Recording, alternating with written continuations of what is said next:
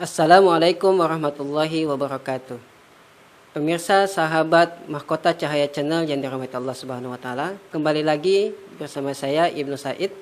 Insyaallah dalam kesempatan ini perkenankan kami akan memperkenalkan metode Yusra ya. Cara cepat membaca Al-Qur'an ya dengan 13 langkah mudah ya. Yang insya Allah dengan 13 langkah ini kalau kita ikuti dengan serius, dengan sungguh-sungguh ya, ikhlas, niat ingin bisa baca Quran, insya Allah kita akan bisa baca Quran ya. Ya 13 langkah itu ya tidak harus kalau tergantung kita gitu ya. Kita mau 1 bulan, kalau misalnya setiap hari kita belajar 13 langkah berarti cuma setengah bulan gitu ya. Nah kalau kita mau seminggu 3 kali ya mungkin 1 bulan gitu ya. Nah tergantung kita ya mau mempelajarinya itu berapa sering gitu ya, dalam sepekan berapa kali gitu ya.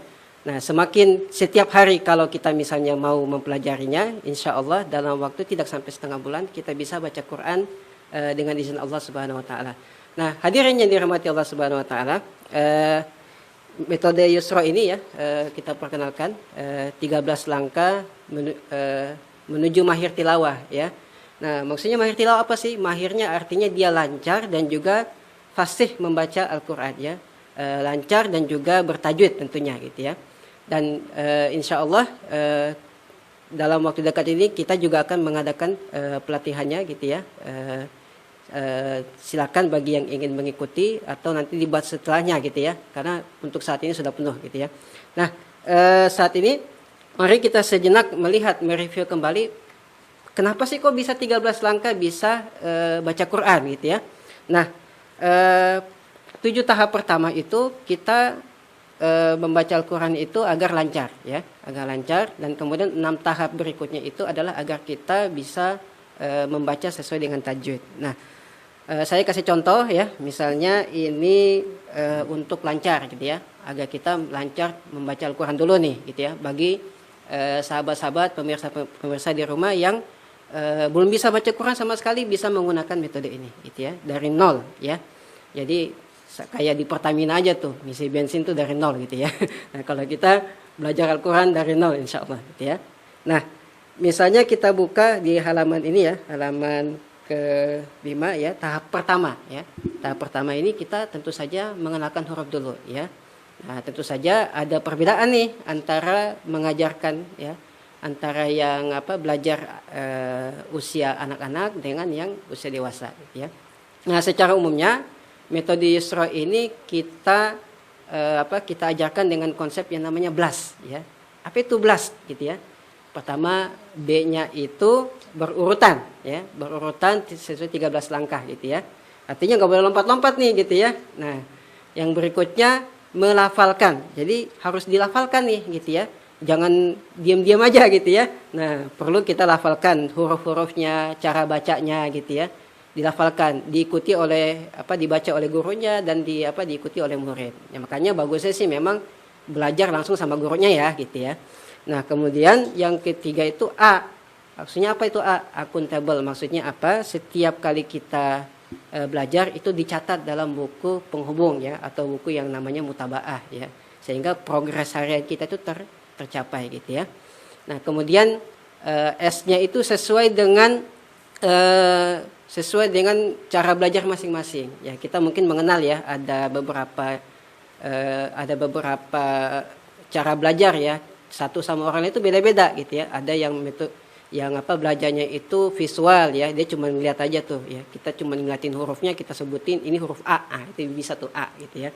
Nah ada juga yang dia itu harus dilafalkan ya, dia cuma mendengar gitu ya, dia mendengar ya, dia bisa hafal gitu ya, bisa hafal hurufnya gitu ya. Nah itu biasanya pendekatannya pakai lagu dan sebagainya gitu ya. Nah ada juga yang anak atau orang itu yang sifatnya itu dia itu belajarnya kinestetik, nggak bisa diam gitu ya. Nah itu kita bisa pakai gerakan ya. Nah pakai gerakannya bagaimana nanti bisa selengkapnya dalam pelatihan insya Allah ya. Nah contohnya untuk yang dalam waktu yang terbatas ini ya, kita misalnya kita buka tahap pertama nih ya. Nah tahap pertama ini, nah misalnya buat anak-anak, kalau anak-anak biasanya saya suka nyanyi gitu ya. Nah misalnya kita pakai lagu Upin Ipin. Kalau Upin Ipin ini kan terkenal nih anak-anak gitu ya. Nah, biasanya mereka senang nih dan sering nonton di rumah gitu ya. Siapa sih yang nggak kenal Upin Ipin gitu ya? Ya. Nah, sekarang kita coba ya, kita lafalkan. Pertama, kita coba dulu huruf terpisahnya ya.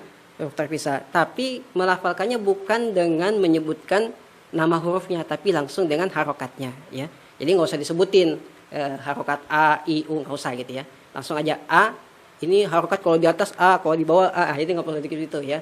Anak-anak itu biasanya mereka langsung menangkap secara utuh ya.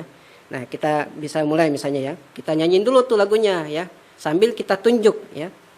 Kita tunjuk ininya hurufnya gitu ya. Kita nyanyi sama-sama ya. Misal ya.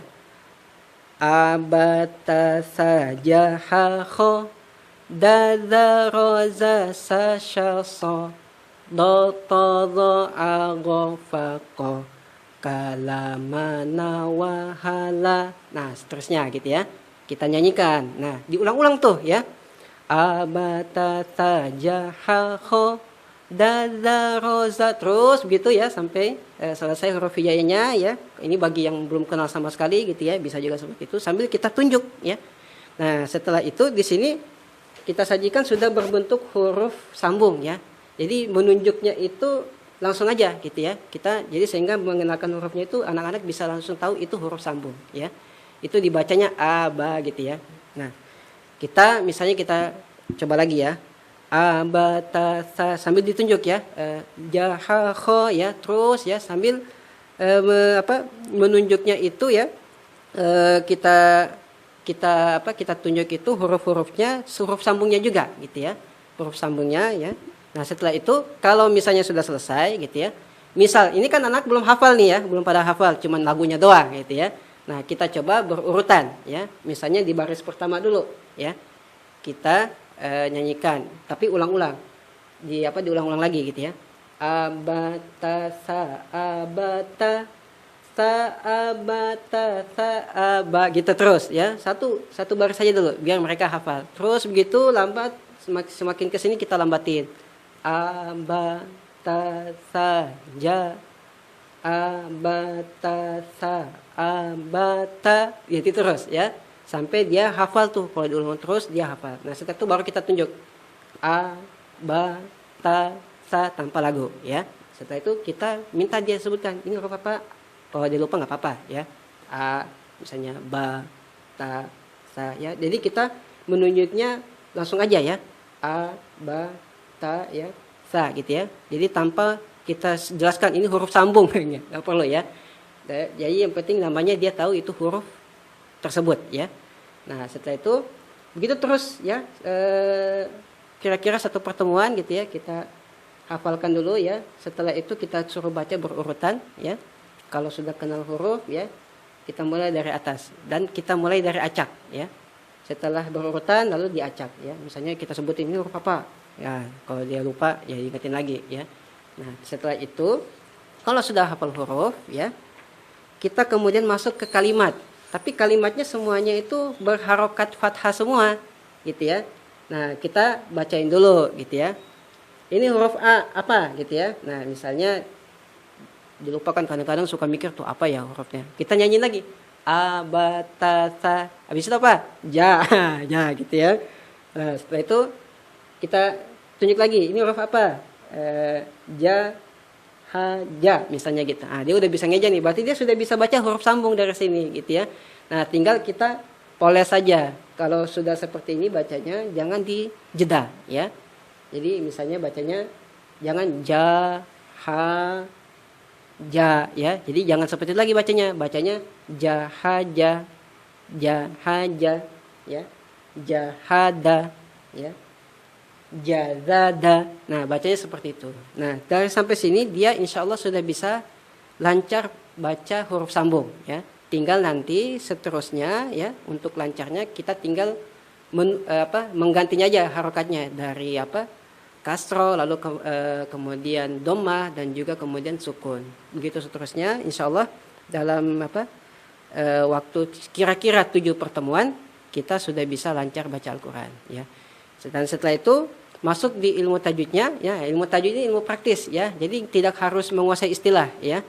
Cukup kita mengenalkan cara bacanya, misalnya ini bacanya dengung ya. Yang bacanya dengung itu ketemunya apa aja gitu ya, dan seterusnya. Nah, kurang lebihnya seperti itu. Insya Allah kalau kita rajin belajar Al-Quran dan sungguh-sungguh, dalam waktu kira-kira 13 pertemuan, insya Allah sudah bisa baca Al-Quran secara fasih, lancar dan fasih insya Allah ya. Kurang lebihnya itu dari saya ya. Semoga bermanfaat. Dan yang terakhir, inna ma'al usri yusra, itu filosofi dari metode ini. Sesungguhnya setelah kesulitan itu ada kemudahan. Yang mungkin kita susah-susah dulu belajar ya, tapi setelah kita sudah bisa, insya Allah membaca Al-Quran jadi gampang insya Allah. Mudah-mudahan Allah Subhanahu Wa Taala memberikan taufik kepada kita semua agar kita bisa membaca Al-Quran. Bertemu lagi dalam tayangan Mahkota Cahaya Channel yang selanjutnya. Assalamualaikum warahmatullahi wabarakatuh.